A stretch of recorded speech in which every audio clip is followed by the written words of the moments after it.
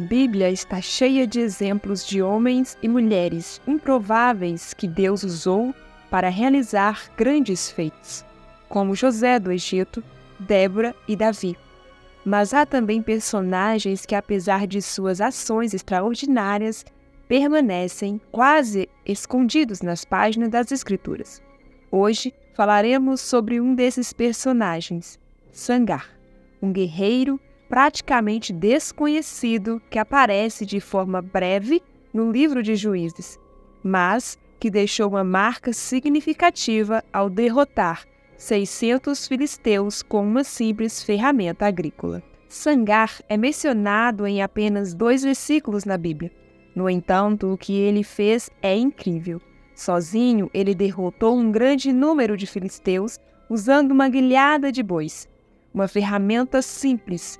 Muitos confundem sua história com a de Sansão, mas eles não foram contemporâneos e as histórias são bem distintas. Sangar é o 3º juiz de Israel, mencionado em Juízes 3:31 e Juízes 5:6. Vamos explorar um pouco mais sobre quem foi esse homem e o contexto em que ele viveu. Sangar viveu durante o período dos Juízes, uma fase conturbada na história de Israel, marcada por ciclos de idolatria, opressão, arrependimento e libertação. O livro de Juízes relata que, nessa época, não havia rei em Israel.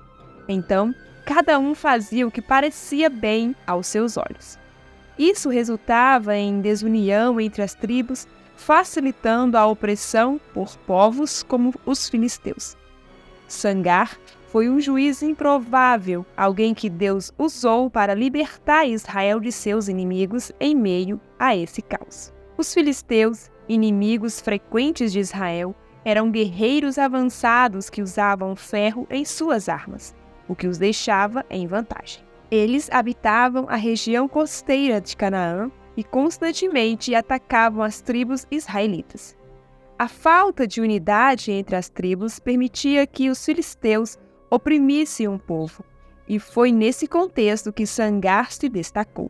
Sem ser um guerreiro tradicional ou chamado diretamente por Deus, ele foi capaz de liderar uma vitória importante.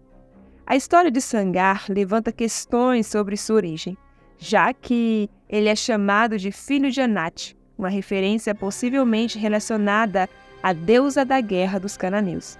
Isso leva alguns estudiosos a sugerirem que ele pode ter sido, sim, um estrangeiro ou mesmo um cananeu que lutava pelo povo de Israel. Outros sugerem que ele poderia ter sido um mercenário, mas independente de sua origem, Sangar foi usado por Deus para libertar Israel. A Bíblia descreve que Sangar usou uma guilhada de bois para derrotar 600 inimigos. Essa ferramenta era usada para guiar bois e era pouco mais que uma vara com ponta de ferro.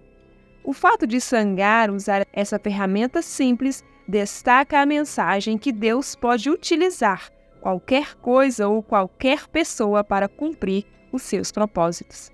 Essa vitória não foi por força militar, mas pela fé e coragem que ele tinha em Deus. Mesmo sem uma espada, ele não usou a falta de uma arma como desculpa para a inação. Da mesma forma que Davi enfrentou Golias com uma funda e pedras, Sangar enfrentou os filisteus com o que tinha em mãos. A vitória de Sangar mostra que Deus não depende de grandes recursos ou habilidades, mas pode transformar até o mais simples dos instrumentos em uma ferramenta poderosa para realizar o seu propósito.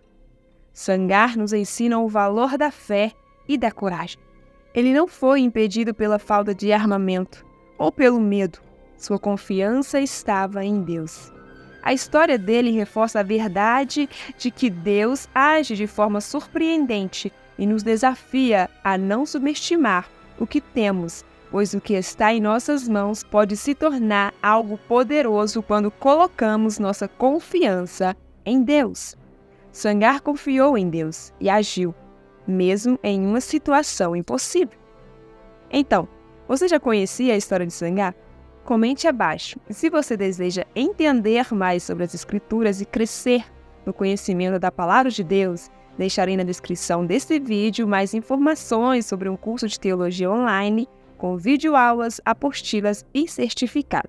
Que possamos aprender como Sagar a usar o que temos com fé e coragem para a glória de Deus. Que Deus abençoe tua vida.